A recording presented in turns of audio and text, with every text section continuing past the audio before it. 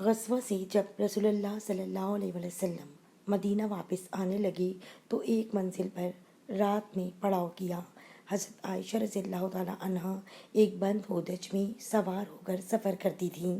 اور چند مخصوص آدمی اس ہودج کو اونٹ پر لادنے اور اتارنے کے لیے مقرر تھے۔ حضرت بی بی عائشہ رضی اللہ تعالیٰ عنہ لشکر کی روانگی سے کچھ پہلے لشکر سے باہر رفع حاجت کے لیے تشریف لے گئیں۔ جب واپس ہوئیں تو دیکھا کہ ان کے گلے کا ہار کہیں ٹوٹ کر گر پڑا ہے۔ وہ دوبارہ اس ہار کی تلاش میں لشکر سے باہر چلی گئیں۔ اس مرتبہ واپسی میں کچھ دیر لگ گئی اور لشکر روانہ ہو گیا۔ آپ کا ہودج لادنے والوں نے یہ خیال کر کے کہ ام المومنین رضی اللہ تعالیٰ عنہ ہودج کے اندر تشریف فرما ہے، ہودج کو اونٹ پر لاد دیا اور پورا قافلہ منزل پر روانہ ہو گیا۔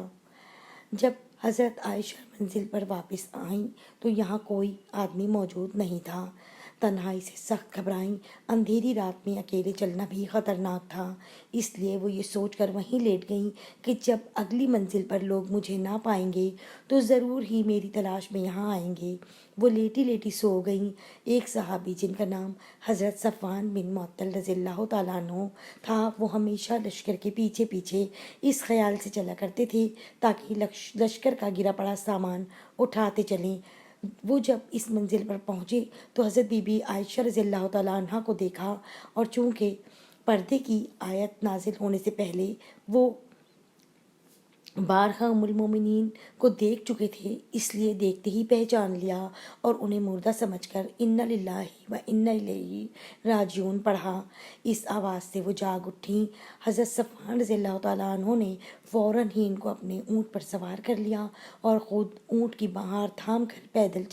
چلتے ہوئے اگلی منزل پر حضور صلی اللہ علیہ وسلم کے پاس پہنچ گئے۔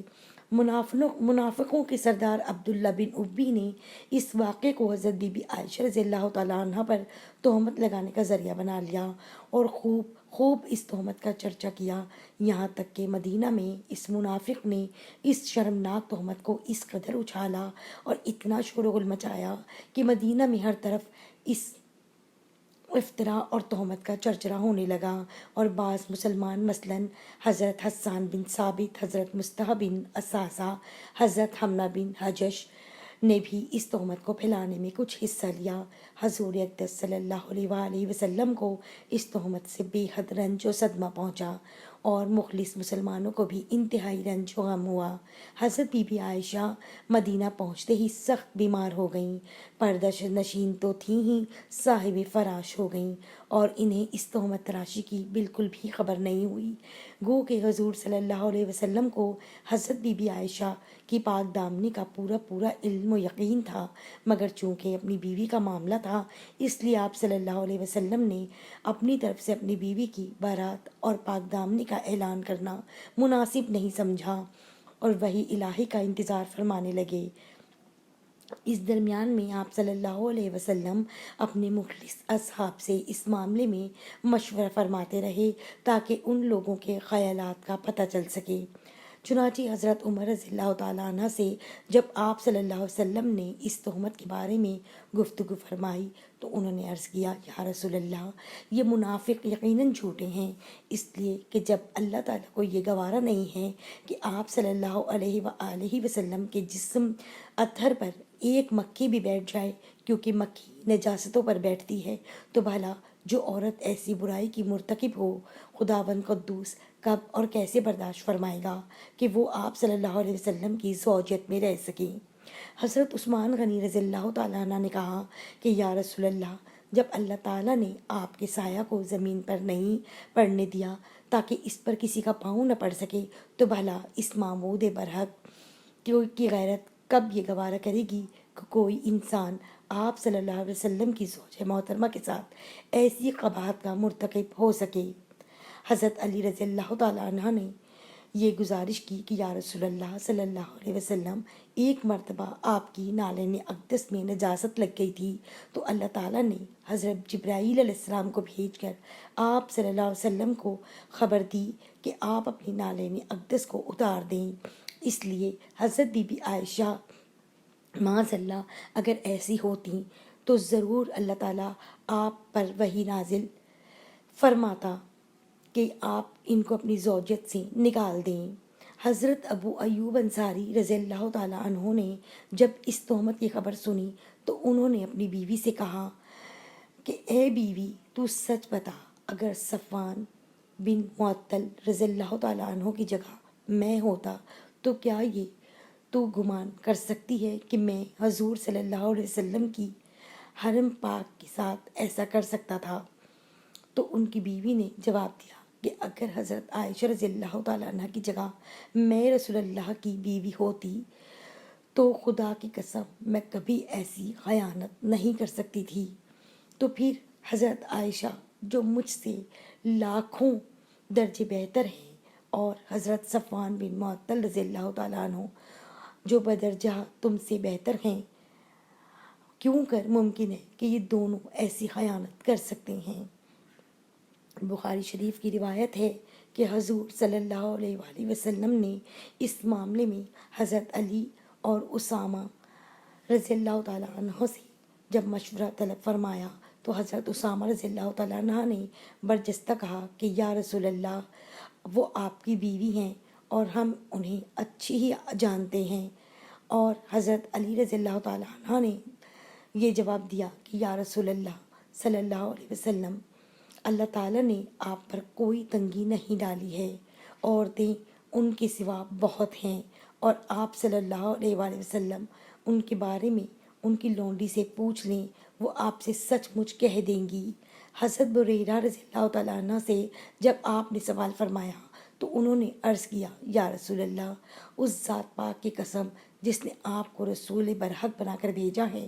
کہ میں نے حضرت بی بی عائشہ رضی اللہ تعالیٰ عنہ میں کوئی عیب نہیں دیکھا۔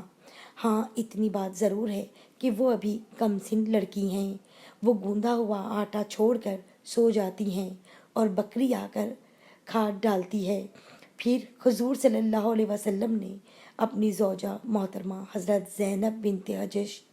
رضی اللہ تعالیٰ عنہ سے دریافت فرمایا، جو حسن و جمال میں حضرت عائشہ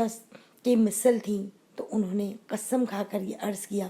کہ یا رسول اللہ صلی اللہ علیہ وسلم، میں اپنے کان اور آنکھ کی حفاظت کرتی ہوں، خدا کی قسم میں نے تو حضرت بی بی عائشہ رضی اللہ تعالیٰ عنہ کو اچھی سی جانتی ہوں۔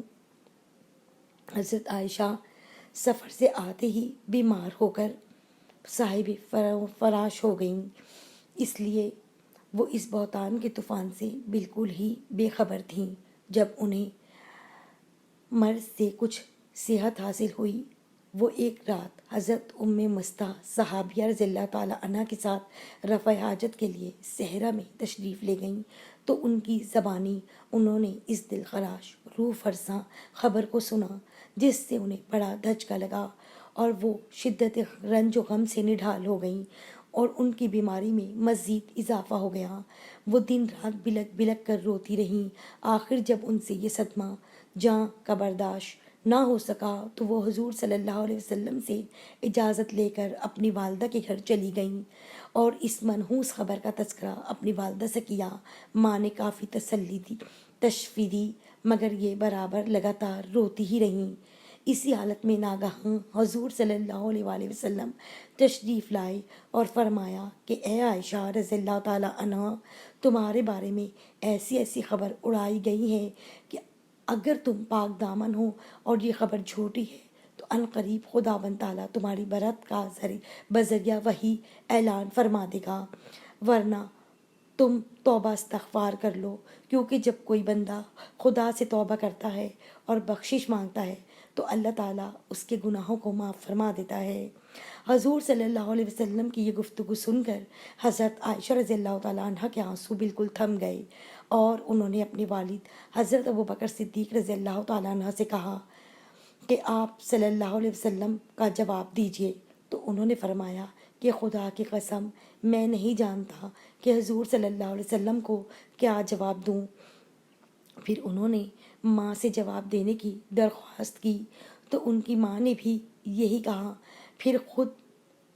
حضرت بی بی عائشہ رضی اللہ تعالیٰ عنہ نے حضور صلی اللہ علیہ وسلم کو یہ جواب دیا کہ لوگوں نے جو ایک بے بنیاد بات اڑائی ہے اور یہ لوگوں کے دلوں میں بیٹھ چکی ہے اور کچھ لوگ اس کو سچ سمجھ چکے ہیں، اس صورت میں اگر میں یہ کہوں کہ میں پاک دامن ہوں تو لوگ اس کی تصدیق نہیں کریں گے، اور اگر میں اس برائی کا اقرار کر لوں تو سب مان لیں گے، حالانکہ اللہ تعالیٰ جانتا ہے کہ میں اس الزام سے بری اور پاک دامن ہوں۔ اس وقت میری مثال حضرت یوسف علیہ السلام کے باپ حضرت یعقوب علیہ السلام جیسی ہے، لہٰذا میں بھی وہی کہتی ہوں جو انہوں نے کہا تھا۔ یہ کہتے ہوئی انہوں نے کروٹ بدل کر منہ پھیر لیا اور کہا کہ اللہ تعالیٰ جانتا ہے کہ میں اس تہمت سے بری اور پاک دامن ہوں، اور مجھے یقین ہے کہ اللہ تعالیٰ ضرور میری برات کو ظاہر فرما دے گا۔ حضرت بی بی عائشہ رضی اللہ تعالیٰ عنہ کا جواب سن کر ابھی رسول صلی اللہ علیہ وسلم اپنی جگہ سے اٹھے بھی نہ تھے اور ہر شخص اپنی اپنی جگہ پر بیٹھا ہی ہوا تھا کہ ناگہاں حضور صلی اللہ علیہ وآلہ وسلم پر وحی نازل ہونے لگی اور آپ پر نزول وحی کے وقت کی بے چینی شروع ہو گئی، اور باوجود یہ کہ شدید سردی کا وقت تھا مگر پسینے کے قطرات موتیوں کی طرح آپ صلی اللہ علیہ وسلم کے بدن سے ٹپکنے لگے۔ جب وحی اتر چکی تو ہنستے ہوئے حضور صلی اللہ علیہ وآلہ وسلم نے فرمایا کہ اے عائشہ رضی اللہ تعالیٰ عنہ، تم خدا کا شکر ادا کرتے ہوئے اس کی حمد کرو کہ اس نے تمہاری برات اور پاک دامنی کا اعلان فرما دیا۔ اور پھر آپ صلی اللہ علیہ وسلم نے قرآن کی سورہ نور میں سے 10 آیتوں کی تلاوت فرمائی جو ان الذین جاءوا بالافک سے شروع ہو کر ان اللہ رؤوف الرحیم پر ختم ہوتی ہیں۔ ان آیات کے نازل ہو جانے کے بعد منافق کا منہ کالا ہو گیا اور حضرت ام المومنین بی بی عائشہ رضی اللہ تعالیٰ عنہ کی پاک دامنی کا آفتاب پوری آب و تاب کے ساتھ اس طرح چمک اٹھا کہ قیامت تک آنے والے مسلمانوں کے دلوں کی دنیا میں نور ایمان سے اجالا ہو گیا۔ پھر حضور صلی اللہ علیہ وسلم نے مسجد نبوی میں ایک خطبہ پڑھا اور سورہ نور کی آیتیں تلاوت فرما کر مجمع عام میں سنا دیں، اور تہمت لگانے والوں میں سے حضرت حسان بن ثابت، حضرت مصطح بن اثاثہ، حضرت حمنہ بن حجش رضی اللہ تعالیٰ عنہ اور رئیس المنافقین عبداللہ بن ابی، ان چاروں کو حد قذف کی سزا میں 80 ترے مارے گئے۔